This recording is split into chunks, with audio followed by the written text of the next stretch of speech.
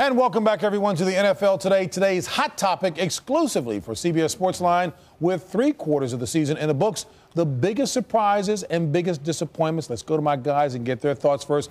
Biggest surprise for you? Well, I think because the New Orleans Saints had to go through so much with Hurricane Katrina, the stadium where they're going to play there, Drew Brees, a lot of teams didn't even pass him on the physical. Wasn't sure what he was going to do, having a new coach in Sean Payton. So just all the things involved with that team, and they're playing so well, having the first-round pick with Reggie Bush, or the second player picked in the draft. They are my biggest surprise, and they're playing great.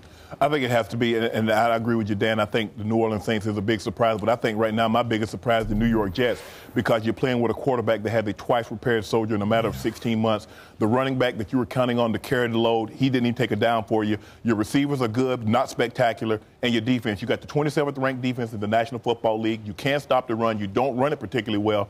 And somehow Eric Mangini has you guys in the thick of a playoff run. I said to myself, if these guys win 6 games, New York City should throw them a ticker tape parade. They're 7-5 with a chance to get into the playoffs.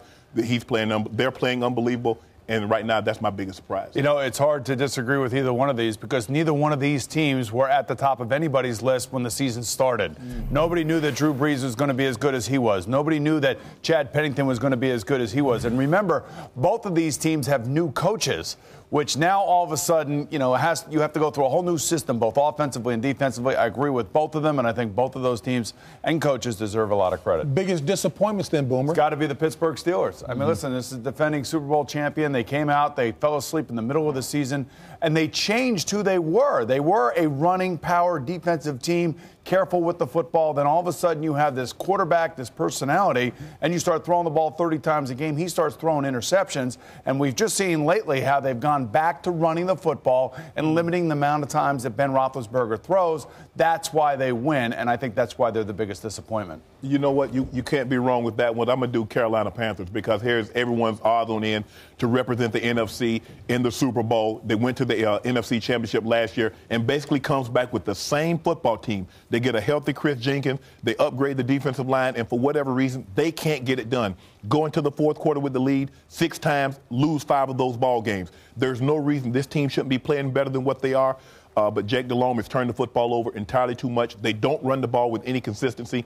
Hence, that's why they're 6-6 and right now struggling to make the playoffs. Hence. Yeah.